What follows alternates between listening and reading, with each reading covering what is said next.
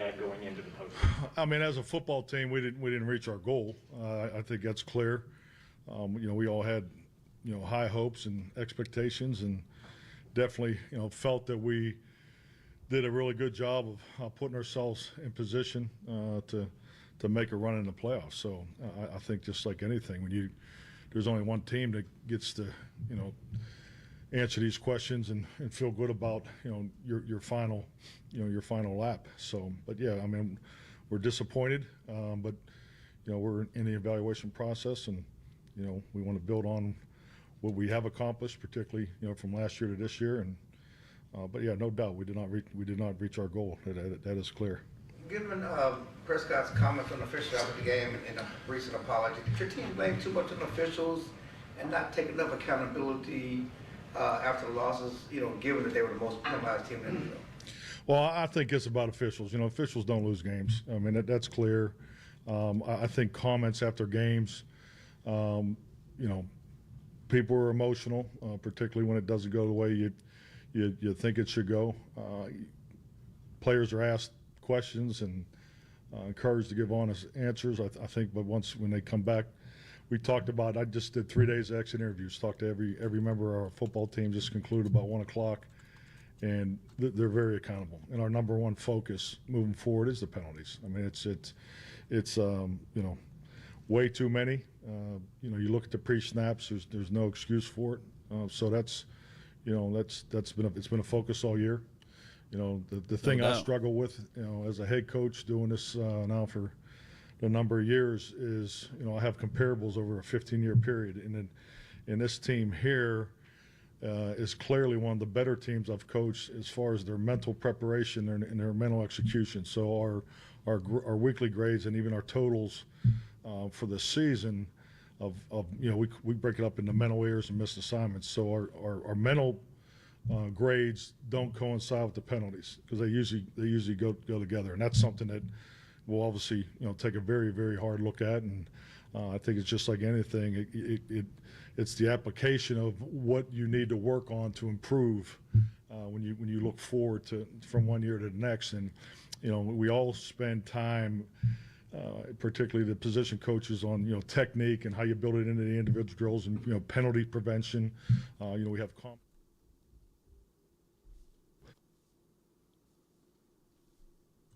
hold on a run play. I mean, we all understand that. So there's no excuse to hold on a run play. I mean, it's simple math. I mean, -2 versus -10, do the math. So I mean, but we've had too many holdings on run plays. So I mean, that's something as a coach we'll continue to take a hard look at, by individual, by technique, by concept, situation, and so forth. Because we'll react to it.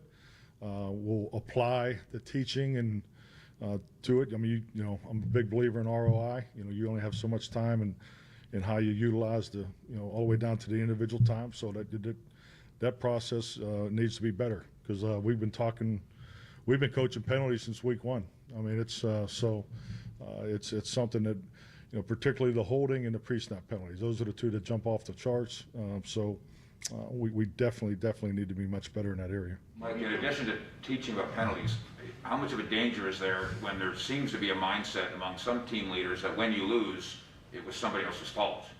Well, yeah, no, that's a very fair point and question, but I don't agree with it. I mean, I don't think that's the mindset of our team. That's Mike Fisher, huh? That's not how the workings go, internally. I mean, it's every penalty that's been ever committed here is put up. It's addressed in the Monday morning correction. I mean, the team meeting. So it's corrected. It's emphasized.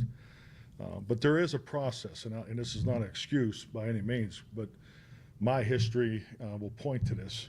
As a head coach, I know my first couple years, up north, we were highly penalized, and my experience has been no different coming here.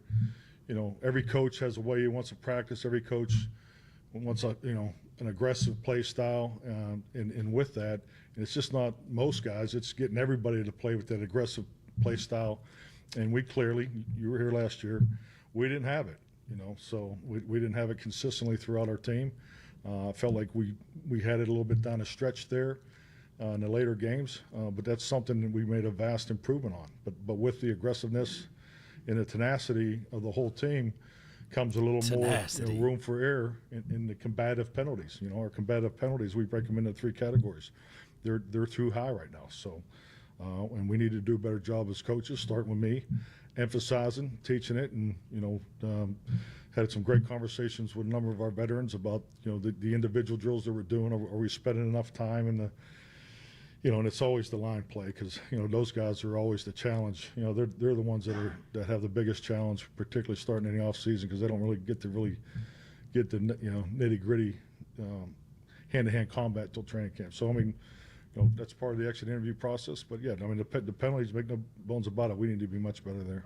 Of the 7 pre-snap penalties on Sunday, 2 of them were neutral zone infractions on Randy. Are his eyes? Look at Trent Williams kind of settles into his stance a little bit. Like, what's the point of correction for him there? And have to focus on that. Well, I mean, in fairness to all that, I have not watched the games in detail. What? Obviously, spent some time with Kellen and John Fossil, just on some game situation. I'm watching it now. conversation that we were part of. But yeah, I mean, Randy's reading the movement of the tackle. I think that's as far as where his eyes are and so forth. But the actual exactly specifically what happened on the play, I haven't studied that yet. Mike, you're Gotta get to you're studying, lose Mike. members of Your coaching staff, you're going to lose guys to free agency. How would you, I guess, sell to the fan base that this team can be better next year? Oh, we're going to be better. I mean, we're going to be better through the process. I think, I trust, number one, I trust our personnel process.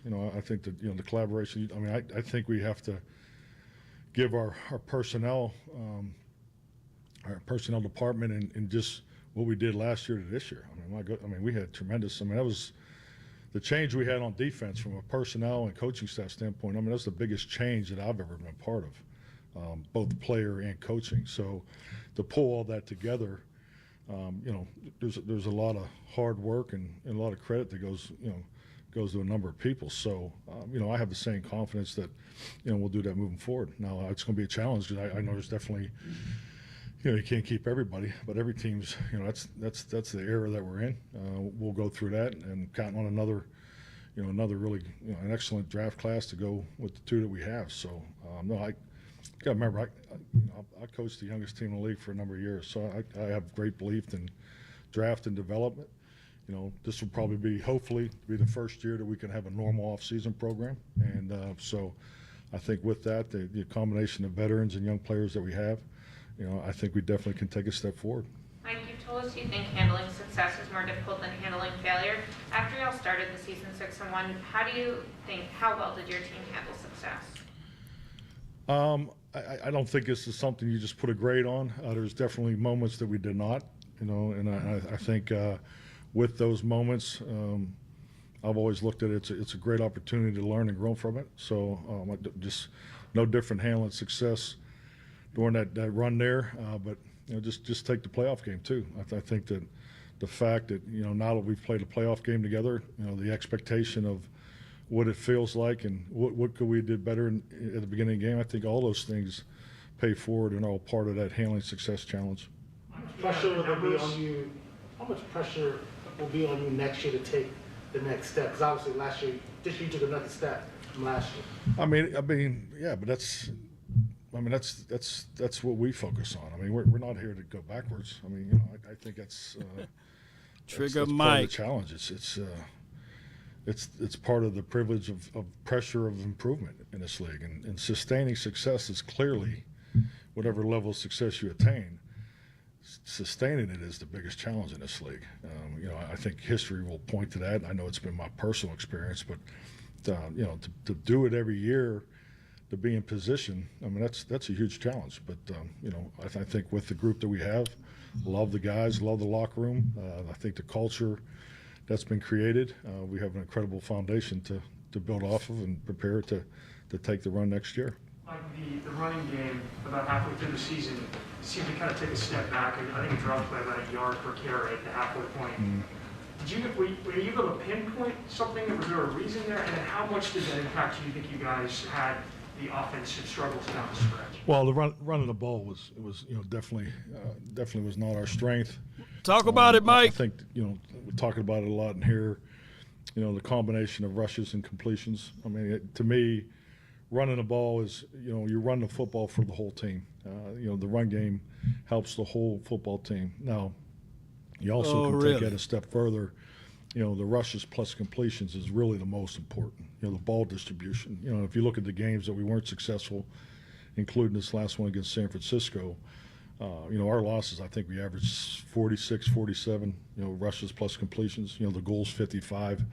And I would say in our wins, we had to be 57, 58, somewhere in there. So the ball distribution is the most important part. But the run game, as far as the efficiency of it, yeah, it's clearly been a constant, conversation for us consistently. Just as far as fitting it all together with the action pass game, I thought we did a really nice job. I think a lot of changes that we had, with the offensive line as part of that. That's always a challenge. Our running backs, fought through some injuries. So I think you have a lot of different factors there, but we need to be better because it's definitely a key building block to being, for us to have success. Mike, in your meetings with the Joneses, have they given you clarity on your job security? And amid all the rumors and the gossip, can you share that clarity with us, please? Yes, I've had a chance to, talk to Jerry, after the game for a long time. Also saw him again Monday. So, we had very positive, conversation and just, the focus on the evaluation process. So Non-issue. I don't see it that way. I'm focused on the exit interview process. Mike, you said the team failed to achieve its goals. What do you think are the primary reasons for that? Primary reasons we did not. Get him. Well, I think, without seeing the game, I mean, playoff football is, we all understand it, what it takes. I think the potential, historically, will tell you it's going to come down to a couple plays, and it definitely we came down to the sequence here at the end. But without getting into the specifics of the game, without watching